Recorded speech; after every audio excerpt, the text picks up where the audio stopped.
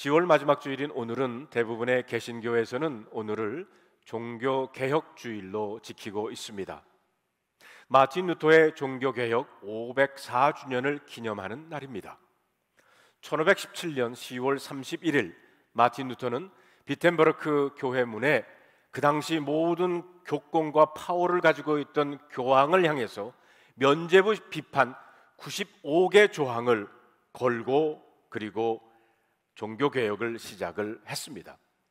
결국 종교재판에 서게 된 마틴 루터는 자신을 변호하는 발언을 할 기회가 주어졌어요. 그러자 그는 다음과 같은 말을 모든 사람들 앞에서 담대하게 합니다. 내 주장이 성서적으로나 논리적으로 틀렸다는 것이 확실히 증명되지 않는 한 나는 나의 주장을 절대로 철회할 수 없습니다. 만일 내가 무조건 나의 주장을 교회의 압력에 의해서 철회한다면 그것은 나의 신앙 양심에 위배되는 것입니다. 나는 이 믿음 위에 계속하여 굳건히 서 있겠습니다. 나에게 다른 길은 없습니다. 하나님, 나를 도와주시옵소서. Here I stand. I can do no other. God, help me. 아멘. Here I stand. 나는 지금 여기에 서 있습니다. 이 말은 마틴 루터가 한 말 중에 가장 잘 알려진 말입니다. 마틴 루터를 대표하는 말이고 또한 마틴 루터의 신앙을 잘 표현하는 말이기도 합니다. 그런데 이 말은 그 당시 마틴 루터가 종교 재판을 받으면서 서 있는 그 자리를 의미하는 것이 아닙니다. Here I stand라고 하는 말은 장소의 개념이 아니라 마틴 루터의 종교 개혁의 정신을 의미하는 것입니다. 첫째, Here I stand on the word of God. 나는 하나님 말씀 위에 서 있습니다. 둘째로는 Here I stand before God. 나는 하나님 앞에 서 있습니다. 라는 의미를 가지고 있다는 것입니다. 마틴 루터보다 아주 오래전에 비슷한 말을 남긴 사람이 있습니다. 바로 오늘 본문에 나오는 이사야 선지자입니다. 8절에 보니까 Here am I. 내가 여기에 있나이다. 이 두 신앙의 거장이 보여준 신앙의 모습이 바로 코람데오의 신앙입니다. 이 코람데오는 라틴어로 코람은 앞에서라는 의미를 가지고 있고 데오는 하나님이라는 뜻을 가지고 있습니다. 즉 코람데오란 하나님 앞에서라는 의미인 것입니다. 하나님께서는 이렇게 마틴 루터나 이사야와 같이 부르심을 받은 하나님의 백성들 가운데에서 하나님의 뜻을 외치고 그들이 하나님 앞에 바로 설 수 있도록 일깨우는 사명을 위해서 오늘도 일꾼을 부르고 계시다는 겁니다. 이렇게 부름받은 일꾼들을 구약 성경에서는 선지자 혹은 예언자라고 부릅니다. 그런데 구약 성경에 등장하는 예언자들에게 공통적으로 발견되는 것이 있습니다. 예언자들이 가졌던 코람데오의 신앙이란 구체적으로 무엇일까요? 첫째로 코람데오의 신앙은 소명의 신앙입니다. 그들이 하나님의 말씀을 외치는 예언자가 될 수 있었던 것은 바로 하나님의 부르심, 콜링 때문이었습니다. 예언자들 가운데는 하나님의 부르심 앞에 주저하고 망설이는 사람들도 있었습니다. 또 예언자의 길을 걸으면서 부딪히는 고난과 비웃음과 따돌림과 박해 앞에서 회의를 느끼고 포기하고 싶은 생각을 가졌던 사람들도 있었습니다. 그러나 그들을 부르신 하나님의 부르심 때문에 그들은 순종하여 예언자의 길을 걸어갑니다. 소명, 하나님의 부르심은 바로 그들이 사명을 감당해가는 동기이면서 또한 능력의 원천이기도 했습니다. 예언자들에게 발견하는 또 하나의 특징적인 모습은 그들의 문체 혹은 어체라는 겁니다. 여러분, 예언자들의 글을 읽어보실 때 어떤 특징을 발견하십니까? 그들의 메시지나 기록된 글은 결코 자신의 생각이나 자신의 뜻을 전하지를 않았다는 겁니다. 그들은 언제나 여호와께서 가라사대 여호와께서 이르시되 라는 말로 시작을 해서 메시지를 전했습니다. 하나님께서 맡겨주신 말씀, 그 말씀이 바로 예언자들이 선포하는 내용이었다는 것입니다. 하나님께서는 오늘도 이 같은 역사를 이어가고 계십니다. 목회자는 결코 하늘에서 떨어지는 사람들이 아닙니다. 하나님의 부르심을 받은 백성들 가운데서, 우리 가운데서 하나님께서는 말씀을 전하고 성례전을 행하고 교회의 질서를 지켜가는 사역을 위해서 일꾼을 부르십니다. 그러므로 목회자가 되기 위한 가장 중요한 요건은 바로 하나님의 부르심입니다. 과연 하나님께로부터 이 같은 사역을 위한 부르심이 있는가? 이런 부르심의 경험이 있는가? 목회자의 길을 준비하는 데 있어서 가장 중요한 출발점이 바로 이 콜링입니다. 제가 우리 연회 목사 안수 위원회에 있었는데 목사 후보들의 그 페이퍼들을 미리 읽고요, 그리고 인터뷰를 준비를 합니다. 목사 안수 과정에서 언제나 이 콜링, 소명을 집중적으로 다루고, 그리고 그 과정을 통해서 우리들은 확인을 합니다.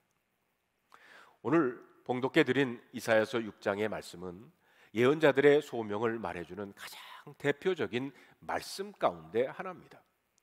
주전 742년에 하나님의 부르심을 받아서 40년 이상 예언자로 활동하는 이사야는 유대 백성들의 역사 속에서 정말 치울 수 없는 발자취를 남긴 그런 위대한 예언자였습니다. 오늘의 말씀 속에서 그런데 먼저 드리고 싶은 말씀이 있어요. 그것은 위기라는 겁니다.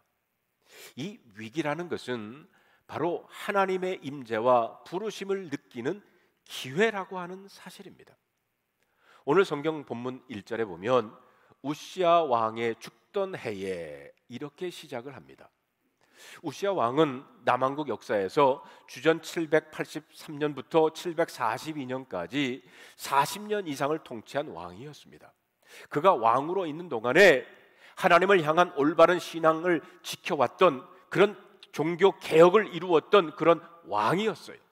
그래서 그 나라가 안정이 됐고 국력은 부강해졌습니다. 그런데 이런 강력하고 믿음이 좋은 왕이 세상을 떠난 겁니다. 죽었어요. 나라의 장래가 염려가 되고 불안한 상황, 즉 나라의 위기가 닥쳐왔다는 겁니다.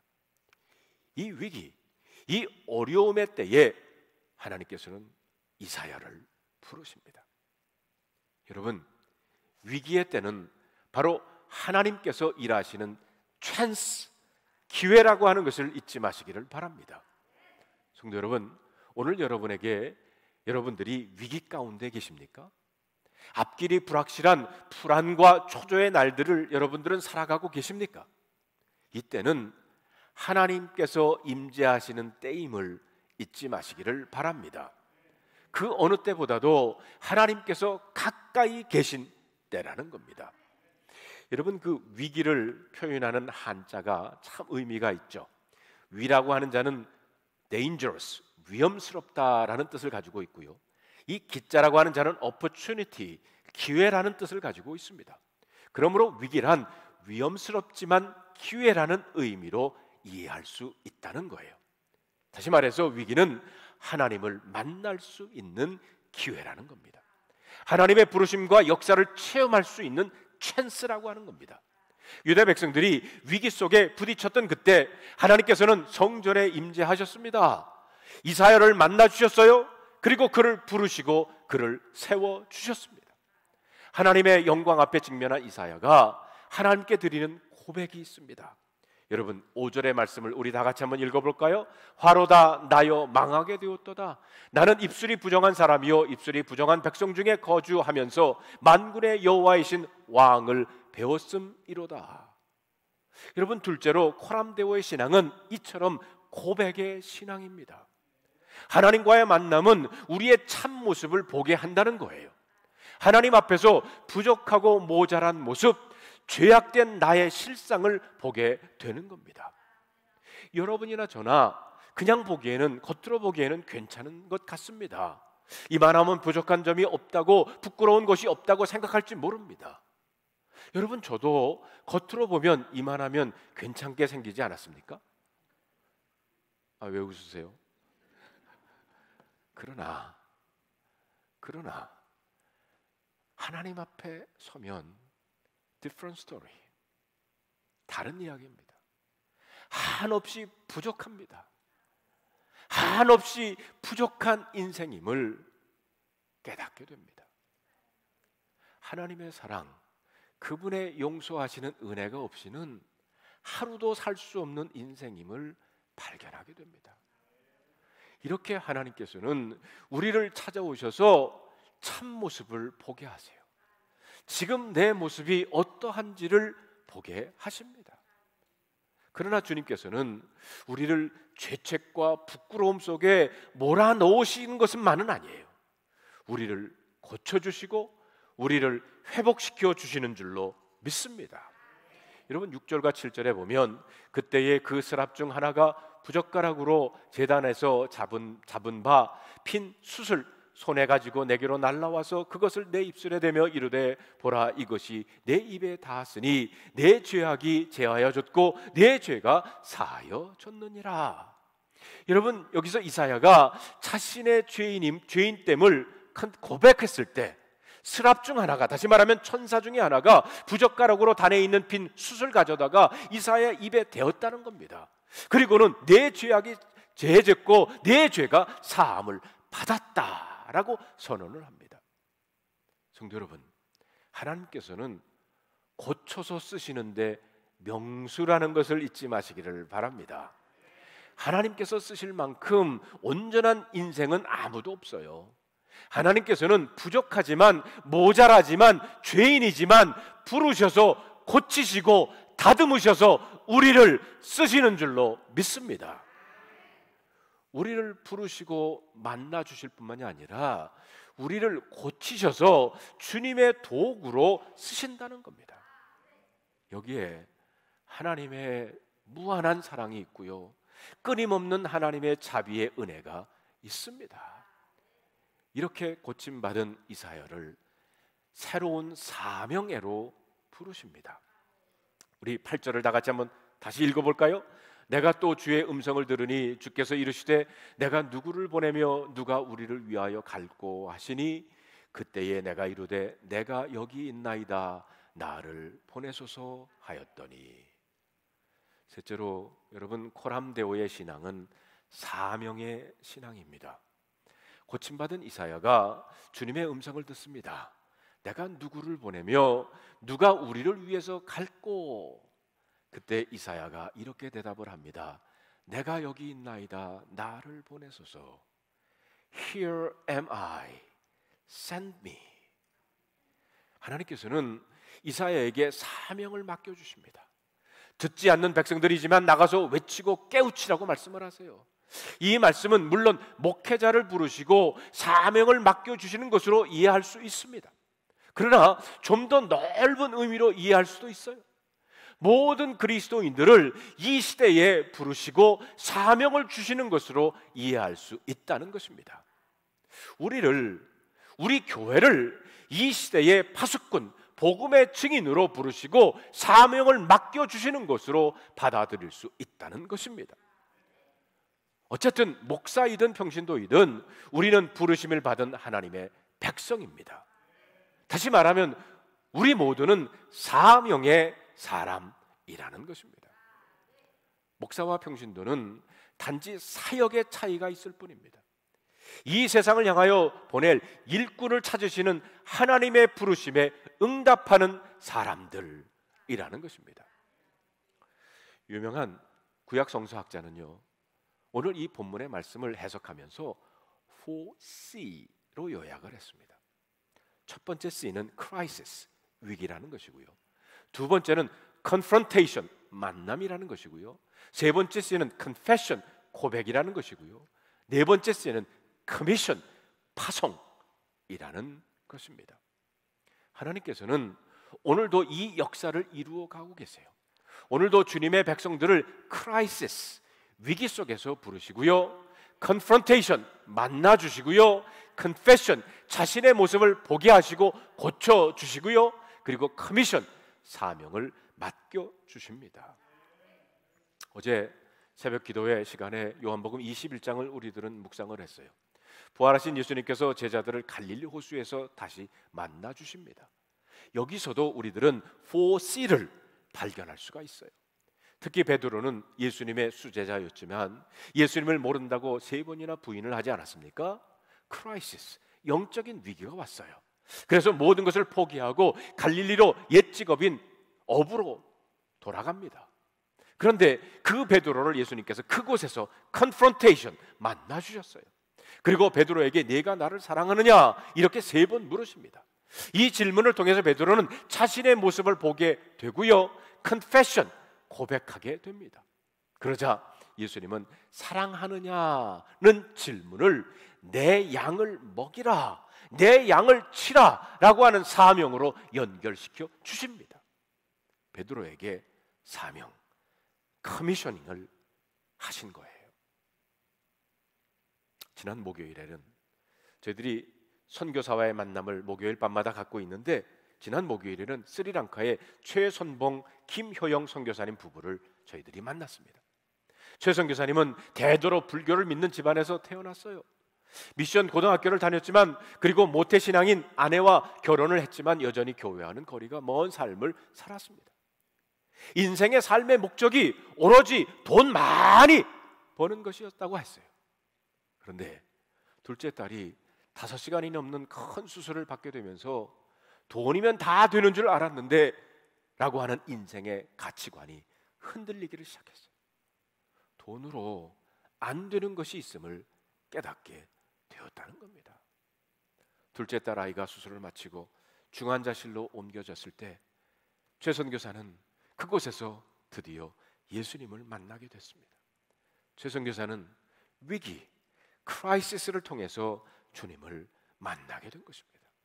이렇게 극적으로 예수님을 영접한 그는 자신의 삶을 컨프런트하면서 그 당시 자신의 삶을 돌아보면서 회개, 컨페션을 하게 됐어요.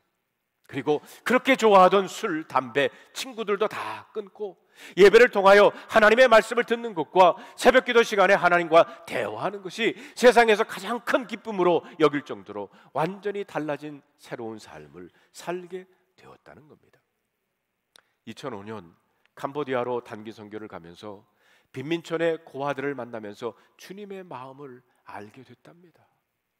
2007년 스리랑카 단기 선교를 통해서 곳곳에 있는 불상을 보면서 스리랑카를 품고 기도하기를 시작을 했어요.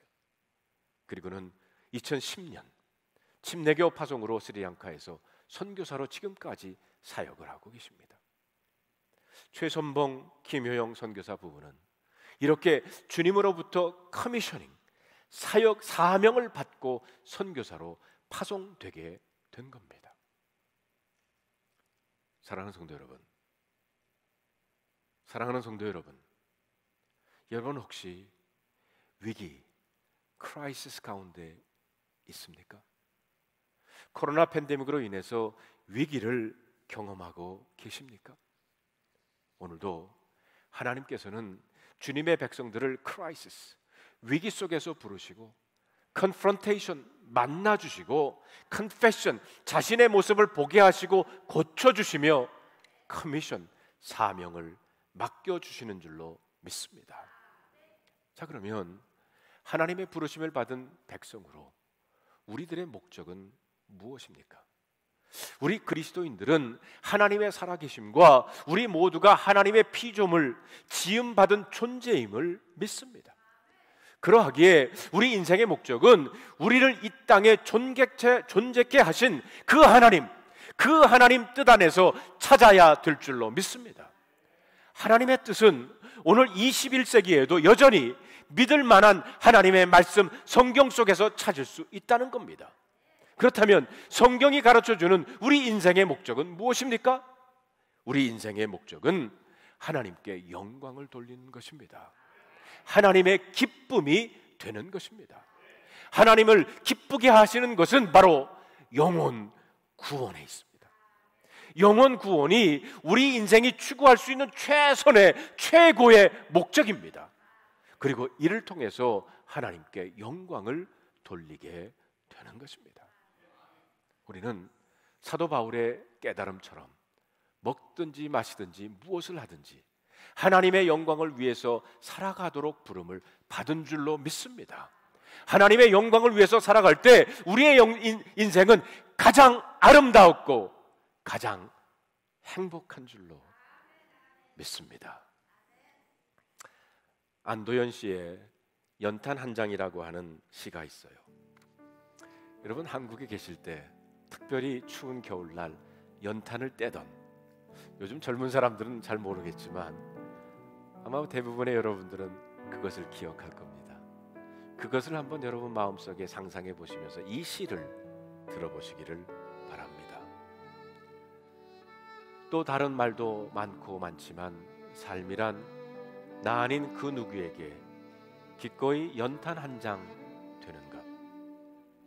방구들 선들선들해지는 날부터 이듬해 봄까지 조선 팔도 거리에서 제일 아름다운 것은 연탄차가 부릉부릉 힘쓰며 언덕길을 오르는 거라네.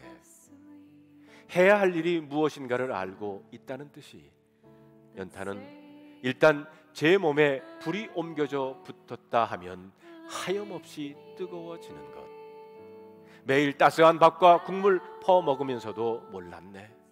온 몸으로 사랑하고 한 덩이 재로 쓸쓸하게 남는 게 두려워 여태껏 나는 그 누구에게 연탄 한 장도 되지 못하였네. 생각하면 삶이란 나를 산산이 으깨는 일. 눈 내려 세상이 미끄러운 어느 이른 아침에 나 아닌 그 누가 마음 놓고 걸어갈 그 길을 만들 줄도 몰랐었네. 나는. 안도현 씨는 그 다음에 너에게 묻는다라고 하면서 이렇게 시를 마무리하고 있습니다. 연탄재 함부로 발로 차지 마라. 너는 누구에게 한 번이라도 뜨거운 사람이었느냐.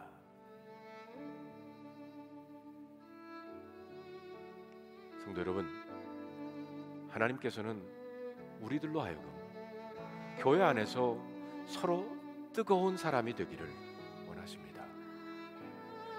뜨거운 사람이 되는 것, 하나님께 영광 돌리는 삶의 길입니다. 여러분, 누구에게 한 번이라도 뜨거운 사람이 되어 보신 적이 있으십니까? 뜨거운 사람으로 오늘 살아가고 계십니까?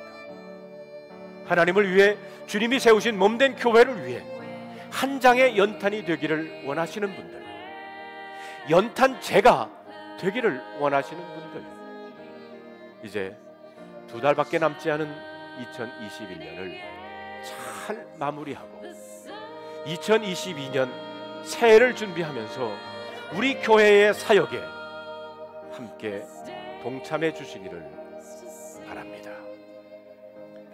성도 여러분, 오늘 말씀을 여러분 마음속에 간직해 보면서 다음 3가지 질문에 여러분 스스로 한번 답해 보시기를 바랍니다. 여러분에게 코람데오의 신앙이란 무엇인가요? 둘째로, 여러분의 위기가 사명으로 연결된 경험이 있나요? 여러분의 경험을 4C, Crisis, Confrontation, Confession, Commission으로 정리해 보시기를 바랍니다. 셋째로, 여러분은 주님의 몸된 교회를 위해 어떻게 연탄 한 장이 되기를 원하시나요?